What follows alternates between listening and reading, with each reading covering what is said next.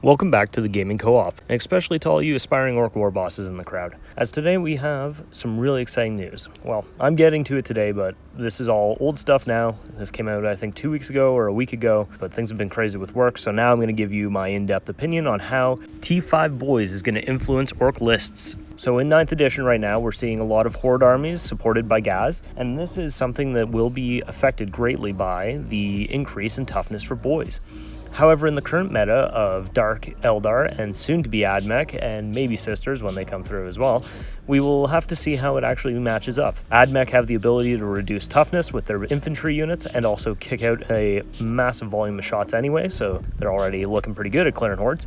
And Drukhari have poison weapons that they can readily have access to. So what this means is they're going to most of the time be wounding boys on 2s. So let's look at units and armies that this is going to match up well against, which is primarily right now Marines. With your traditional bolters that you find on intercessors being generally strength 4, it means that we are now only being wounded on 5s by these. Furthermore, the change to toughness 5 influences the close combat matchup between assault intercessors and orc boys, as we're just that little bit more resilient. And now let's talk about the newest codex in 9th edition, Sisters, who once again utilize a lot of bolter weapons at range. So in order to readily remove a squad of boys, they're going to have to dedicate something more close combat oriented, like a squad Repentia or a heavier weapon such as an exorcist. And if a squad of Repentia and an exorcist are having to go after your boys rather than the more important models on the field that are actually going to be your damage dealers and mobile units, that's a good thing. And on the note of heavy weapons, let's talk about the Punisher Gatling Cannon and heavy bolters. They're strength 5, so now they're only wounding orc boys on 4s rather than 3s. Now, what are the matchups that a toughness 5 orc boy doesn't matter? And that's against the mighty lasgun wielded by Imperial Guardsmen.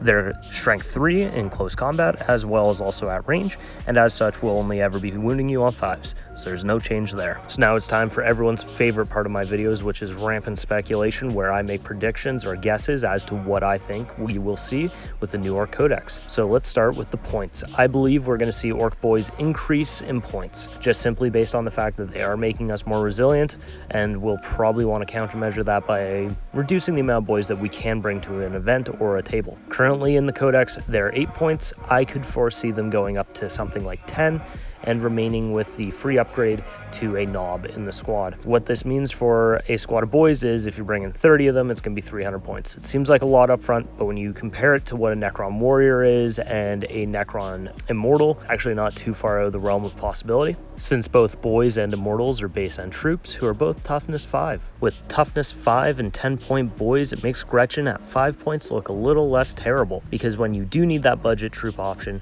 you can always use a squad of Gretchen.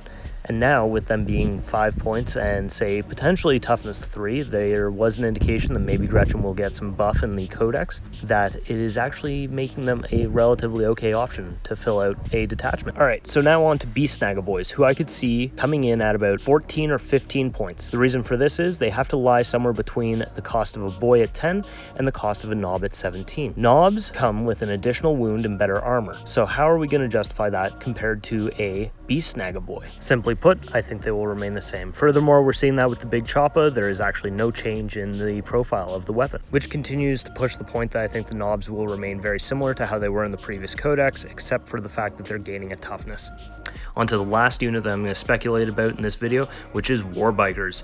I am so hopeful that they will receive some love in the new codex. They're currently toughness 5, 2 wounds, and 27 points, which is way overcosted for what they do. There's far better units in other codexes, so let's hope that their points are justified and they move up to toughness 6.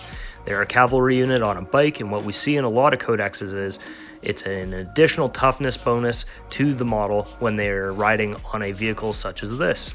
And as for my final comments on the news that everything's moving up a toughness in the book, let's talk about a unit that I think GEW is going to forget about, which is the Death Kill Wartrike. I could foresee this unloved model continuing to be practically useless. It's currently 125 points, toughness 6, on a 3-wheeled bike. I don't think Games Workshop is going to make him toughness 7, because that would just be ridiculous. I think they're going to say, hey, he's not an important character, we don't really care about him. We got the Forge World one that we're pushing right now, In fact, they might even make that one toughness 7 just to screw over the Def Kill War Trike a little bit. And you know, this is just me being salty at the end of the video. But hey, enough of that. Let me know down in the comment section below what you think about Toughness 5 Boyz. Is it going to be a big game changer, or is it going to have just a little minor effect and there'll be other things in the codex that sway your opinion? As always, thanks for watching, like and subscribe.